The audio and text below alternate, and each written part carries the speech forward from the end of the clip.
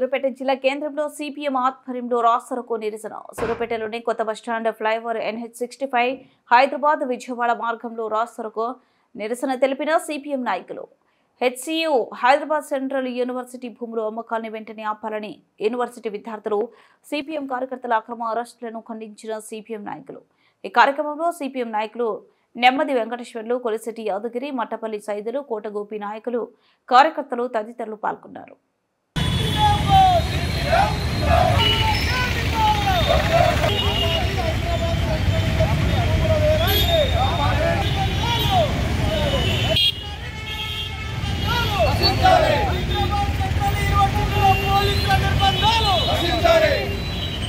నమస్కారం.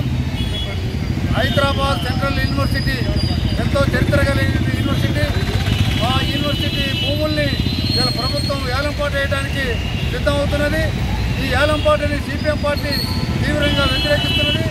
విశ్వవిద్యాలయాల భూముల్ని విశ్వవిద్యాలయాలకే ఉంచాలని, విద్యాసంస్థల భూములు విద్యాసంస్థలు ఉంచాలని సిపిఎం ప్రధానంగా డిమాండ్ చేస్తున్నది.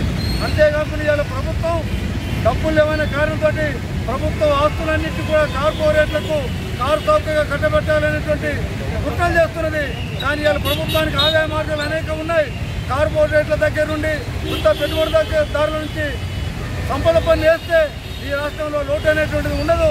అందుకని ఇప్పటికైనా ప్రభుత్వ ఆస్తులని అమ్మడం మానేసి కార్పొరేట్లతో పన్నేసి ఆదాయం రాబట్టాలని కూడా సిపిఎం ప్రభుత్వానికి విజ్ఞప్తి చేస్తుంది.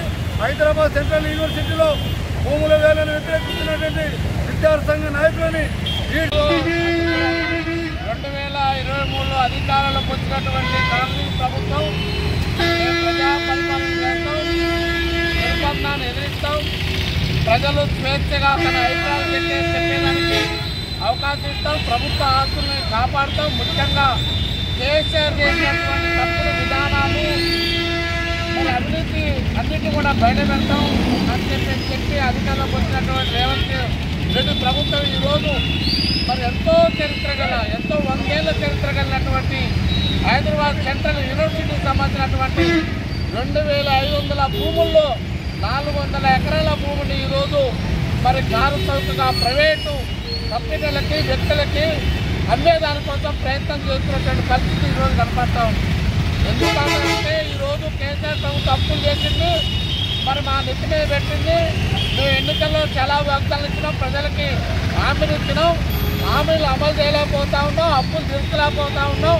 మాకు ఏకైక మార్గం ఏంటంటే ప్రభుత్వ ఆస్తులు అమ్మడమే తప్ప మరో మార్గం లేదని చెప్పేసి అలా 400 ఎకరాల భూమిని, మన కాలేజ్ యూనివర్సిటీ భూమిని, సెంట్రల్ యూనివర్సిటీ భూమిని ఇలా అమ్మేదానికి కొంచెం ప్రయత్నం చేసినటువంటి సందర్భంలో ఇలా విద్యార్థులు, మేధావులు,